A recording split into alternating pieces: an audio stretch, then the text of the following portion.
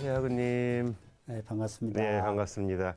2022학년도 러닝팁스 온라인 출석 수업에서의 우수 과제물 작성 전략 시작하도록 하겠습니다. 오늘 또 이 말씀해 주시러 멀리서 와주셨는데요. 간단하게 자기소개 부탁드리겠습니다.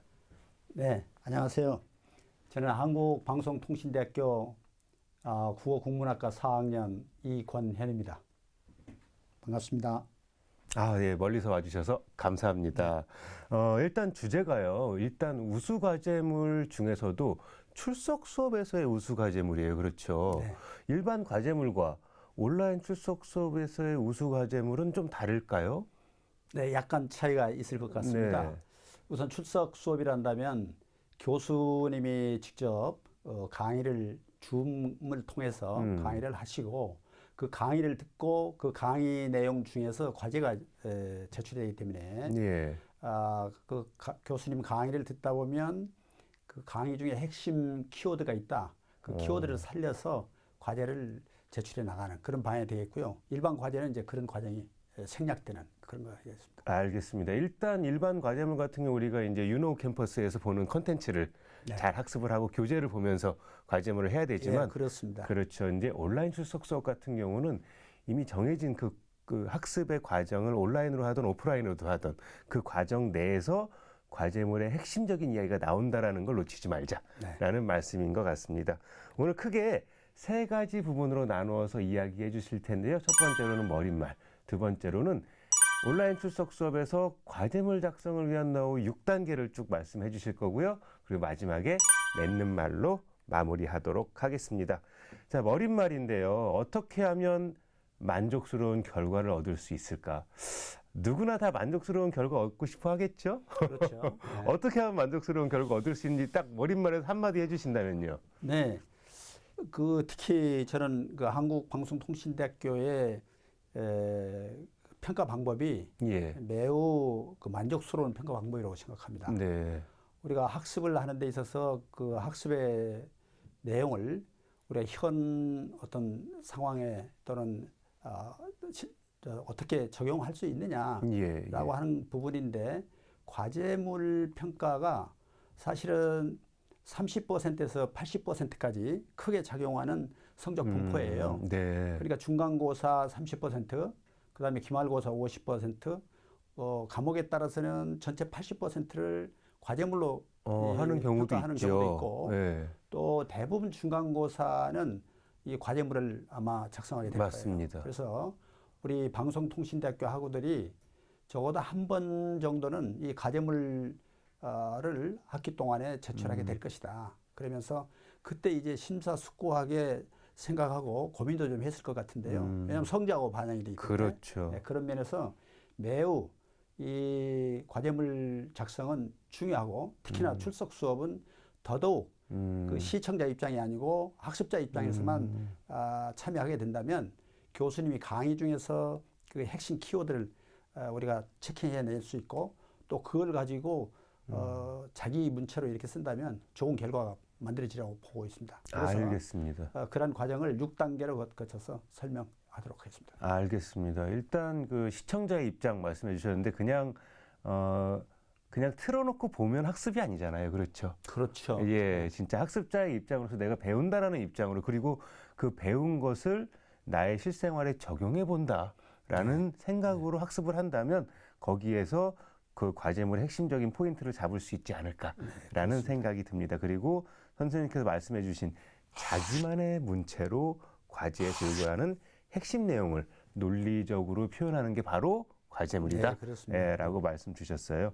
일단 1단계에서 6단계까지를 쭉 말씀해 주셨는데 1단계가 출석 수업에 참여, 2단계 과제물 분석, 3단계의 다양한 자료 수집, 4단계 나만의 문체로 작성하는 것, 5단계 시간적인 여유를 가져라, 6단계 리포트 작성법을 준수해라 라고 말씀을 주셨습니다. 그러면 한 단계 한 단계 과정을 살펴보면서 말씀 들어보도록 하겠습니다. 첫 번째 단계입니다. 출석 수업의 진행 과정에서의 정답이 있다고 말씀해 주셨는데요. 이 부분 어떤 내용인가요? 그러니까요. 아까 모두에서 말씀드린 바와 같이 시청자 입장이 아니고 학습자 입장이 되다 보면 교수님이 강의하시는 그 내용 중에 사실은 핵심 키워드들이 들어있어요. 예. 그래서 그걸 전체 중요한 내용이라고 해서 다 그 기록은 할 수 없으니까 그렇죠. 핵심 단어만 노트에 나가고 그다음에 그걸 나중에 우리가 자기 문체로 적을 때 또는 그 참고 자료를 찾는다고 할 때도 이 핵심 키워드 가지고 이렇게 찾아 나가면 될 것 같습니다. 그리고 특히 출석 수업의 그 차이점은 면대면 수업에서는 쌍방간의 그 질의응답이 이루어질 수 있는 그런 수업인가 하면은 예. 이 출석 수업 또는 온라인 수업은 일방향이에요. 맞습니다. 교수자가 강의하고 네. 사실은 학습자는 그 질의하고 응답할 수 있는 그런 기회가 잘 없습니다. 그렇기 네. 때문에 그 수업에 정말 그 학습자의 자세에서 참여하지 않으면 맥락과 맥락간을 잃어버릴 수도 있어요. 그래서 그럴 수 그런 있죠. 부분들도 잘 캐치하고 또 중간중간에 교수님이 말씀하시는 핵심 키워드를 잘 찾아 나가면 되겠다. 그리고 제일 마지막 네. 수업이 끝나는 무렵에 그 교수님께서 과제를 제출해 주시고 그 과제에 대한 어떤 그 중점 사항을 설명할 수 있어요. 네네. 그리고 또한 유일하게 이 온라인 강의에서 학생과 교수님과의 대화할 수 있는 기간이 이 제일 마지막 시간입니다. 그래서 교수님은 수업이 다 끝나고 나서 바로 이사가시는 게 아니고 학생들에게 질의해요. 혹시 강의 중에서 궁금한 사항이 있으면 질문해라. 그때 하시면 되겠습니다. 근데 그렇군요. 질문도 수업을 얼마나 참여했냐에 따라서 질문을 할 수가 있는 것이지 그걸 맞습니다. 참여하지 못했을 때는 또 그런 부분을 어렵게 느낄 수 있지 않겠냐 이렇게 생각합니다. 맞습니다. 온라인 출석 수업 이렇게 듣다 보면 그냥 일반 오프라인 출석도 마찬가지고요. 출석 수업에서 그 내용들 내가 제대로 알고 있는지 모르고 있는지를 그것을 알아야 질문을 제대로 할 수 네, 있겠죠. 맞습니다. 그리고 비대면 수업이기 때문에 물론 그 프로그램 뭐 줌 같은 거를 써서 해서 뭐 질문을 할 수 있지만 교수님께서 마지막 시간에 특히 질의응답할 때 그때를 핵심적으로 잘 활용하면 그 온라인 출석 수업에서의 과제물의 요구 사항도 파악할 수 있다라는 말씀이셨습니다. 자, 이제 두 번째 단계입니다. 과제물에서 요구하는 핵심 사항이 무엇인지 그 과제물을 분석하라 그랬어요. 이 부분은 어떤 내용일까요? 자, 이제 그 출석 수업을 마치고 나면 교수님이 과제를 제출해 주시는데요. 네. 그 과제물을 작성하려면 출제자의 의도를 정확하게 판단을 해야 좋은 평가를 받지 않겠습니까? 그래서 그 과제는 무엇을 요구하고 있는지 출제자는 그래서 그 핵심 오더를 찾아내고요. 분석을 해야 하는 것이죠. 그 다음에 이 과제는 궁극적으로 학습자가 완성했을 때 어떠한 지식의 내면화를 가져올 수 있는 것인지 이런 부분까지 검토하고 그 다음 마지막 단계에서는 이 과제물 작성을 통해서 지식의 내면화와 아울러서 또 다른 어떤 확대된 그런 그 지식을 얻어낼 수 있느냐라고 하는데 중점을 두고 그 과제를 분석해 나가는 것이 좋을 것 같다 이렇게 말씀드릴 수 있겠습니다. 알겠습니다. 과제물 하나이지만 처음에는 의도를 파악하고 그것을 내면화해서 자기의 능력을 고취시키고 그리고 거기서 끝나는 것이 아니라 나의 앞으로의 삶과 미래, 시대적, 환경적 상황들을 고려해야 된다라는 말씀으로 정리할 수 있을 것 같습니다. 세 번째 단계인데요.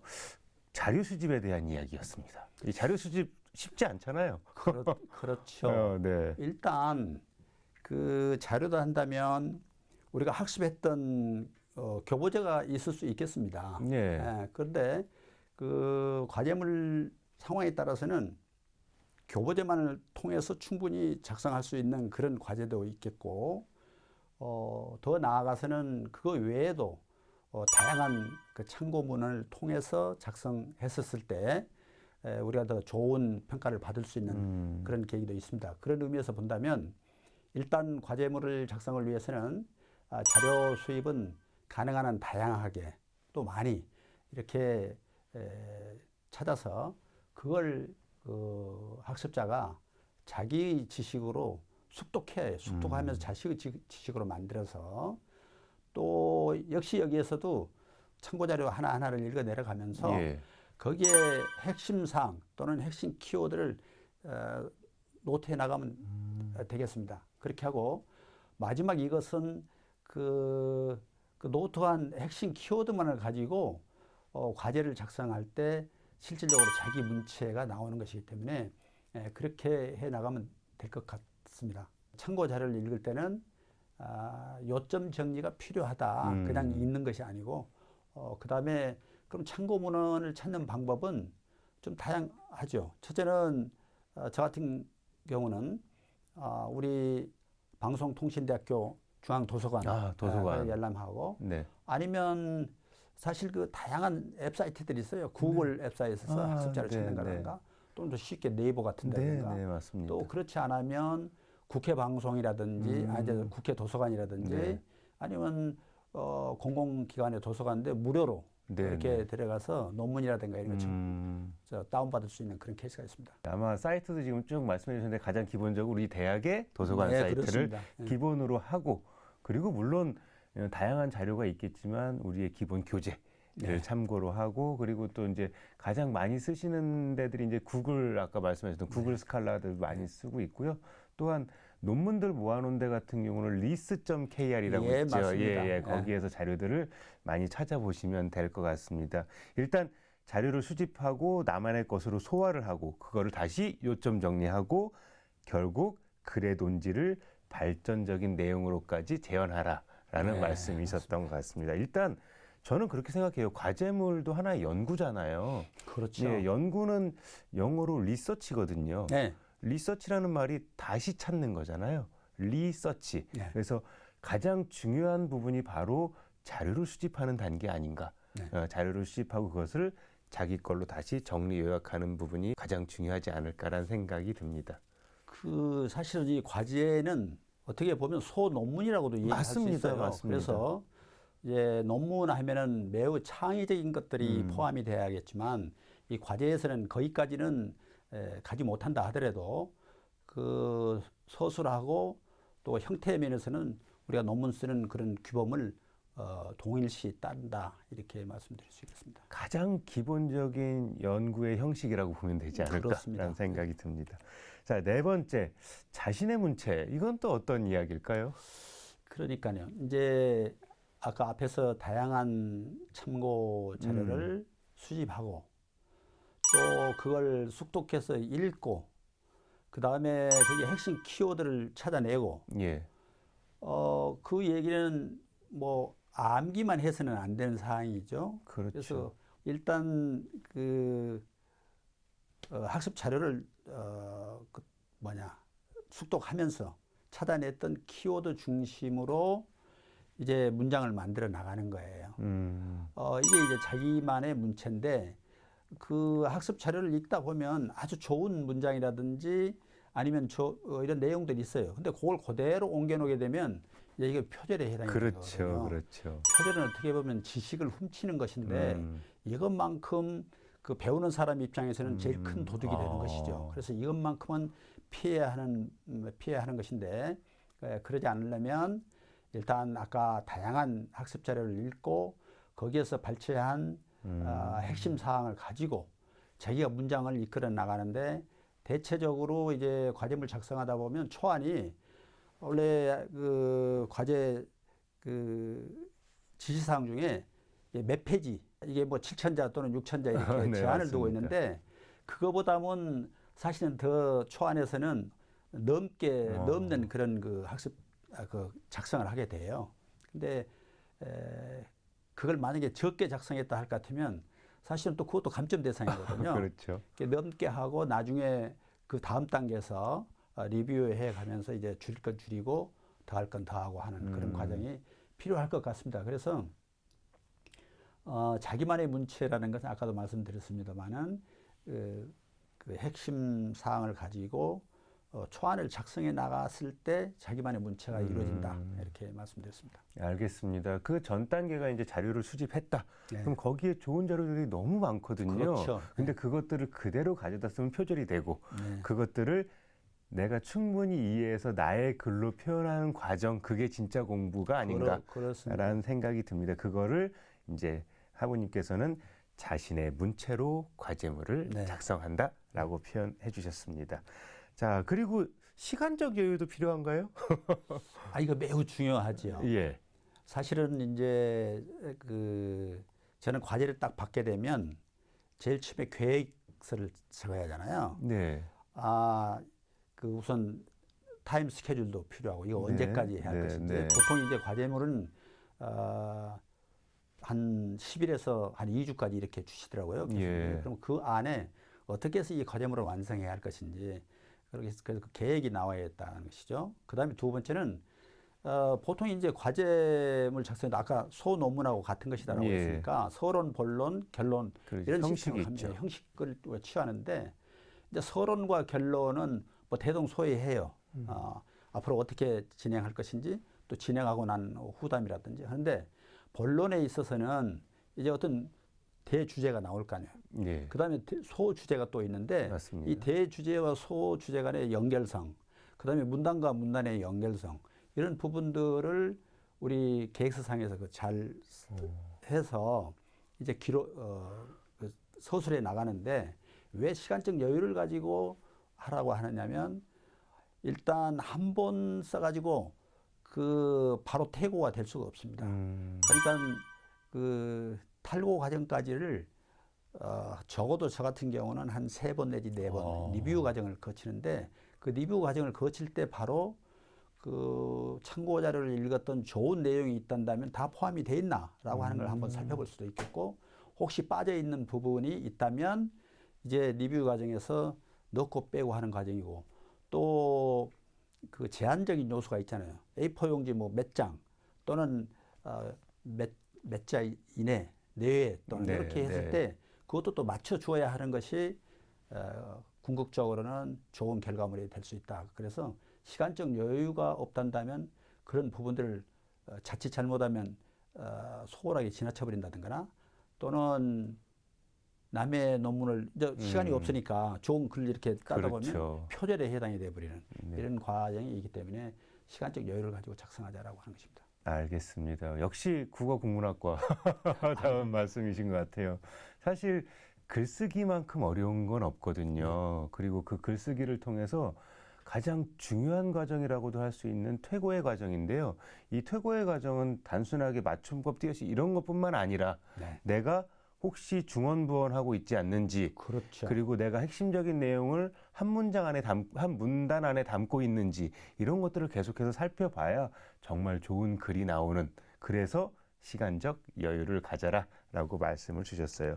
자, 마지막 단계는 약간 어떤 형식적인 내용인 것 같긴 합니다. 리포트 작성법인데요. 자, 말씀 주시겠습니까? 그 리포트 작성법이 있죠. 일반적으로 그냥 뭐 자기 의견을 서술해 나가는 그런 과정이 아니고 저거를 리포트를 한다면 그 격에 맞는 형식이 있으니까 그 형식에 맞춰야겠고 그다음에 예를 들면 참고 문헌 자료도 우리가 단행본이나 아니면 논문이나 또 회 논문이나 네. 회 번역이냐에 따라서 그 기술하는 방법이 다 다릅니다. 그렇죠. 그런 부분도 이제 찾아서 해야 하는 것이고요. 그다음에 이제 문장도 사실 이제 리뷰 과정에서도 이미 거쳤지만 다시 한번 최종적으로 문장의 길이라든지 그렇죠. 또 앞문장과 뒷문장의 연계성이라든지 이런 부분들을 잘 이루어져야 하는 것이고 그다음에 맞춤법 또는 띄어쓰기 이런 것은 본인이 좀 의심스럽다 그러면 사실은 그 좋은 앱들이 많이 나와 있어요. 네, 뭐 스마트 보드라든가 네, 이런 데다 네, 네. 우리가 집어넣어서 보면 네. 거기 자동으로 또 자동으로 이렇게 또 선택해 주니까 찾아주는군요. 적어도 퇴고 과정에서는 이런 과정을 전부 한번 거쳐보고 저는 또 특히 그 표절률이 얼마나 될까라는 또 궁금해서 그 카피킬러 네, 거기에 네. 이제 넣어서 한번 돌려보시고. 돌려봅니다. 돌려보면 또 그것도 역시 우리 학생들 같은 경우는 하루에 그 한 편 정도는 무료로 해줘요. 네. 그러니까 크게 뭐 부담 갖지 않고 네. 시간적 여유가 있었다면 똑같은 논문이라도 어제 한 번 돌리고 하루에 한 건밖에 못 돌리니까 오늘 한번 돌려보면 적어도 그 표절률을 줄여 나갈 수 있는 그런 계기가 된다. 그다음에 제일 뒤에서 이제 뭐 맞춤법이라든지 이런 부분들도 아까 얘기했지만 네, 네. 스마트보드에서 이렇게 한번 해볼 수 있고 정 그것까지 못 간다면 우리가 뭐 사전을 찾아가지고 그렇죠. 또 해볼 수도 있는 것이고요. 네. 맞습니다. 그 리포트 작성 기본적으로 서론, 본론, 결론 여기에 대한 형식에 따라서 그 안에 리포트 작성법에 대해서 잘 되어 있는지, 그리고 주석 처리라던가 그렇죠. 말씀 예, 주셨던 맞- 참고문헌 예. 작성하는 것까지 마무리가 잘 되면, 아니 이렇게 하면 진짜 점수 잘 받는 과제물을 받을 수밖에 없을 것 같기는 합니다. 이렇게 노력해서 한다면. 예. 네, 그렇게 생각이 들고요. 이렇게 6단계 쭉 말씀을 주셨고, 이제 마지막으로 맺는 말을 좀 정리를 해주시면 좋을 것 같습니다. 이 부분 말씀 주시기 바랍니다. 그러니까요. 우리 이제 그 교육이 사실은 초등학교에서부터 대학 입시까지가 전부 주입식 암기식이에요.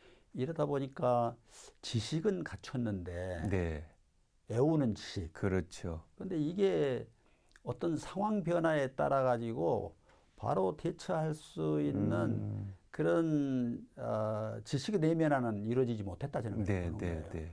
그 애웠던 그 상황을 우리가 실생활에서 똑같은 상황만 벌어지는 게 아니잖아요. 그렇죠. 그랬을 때 이 부분을 적세적소하게 활용할 수 있으려면 사실 이런 과제물을 작성해 봄으로 해서 상당히 그런 면에서는 능력을 발휘할 수 있는데 일단 저는 이제 그렇게 보는 것이죠. 이 과제물의 결과물을 물론 서론에서 어떻게 하겠다라고 했던 부분과 또 본론에서 우리가 연구했던 그런 부분이 과연 내가 기술하면서 느꼈던 부분은 뭐였느냐를 결과물에서 나타낼 수 있는 거고요.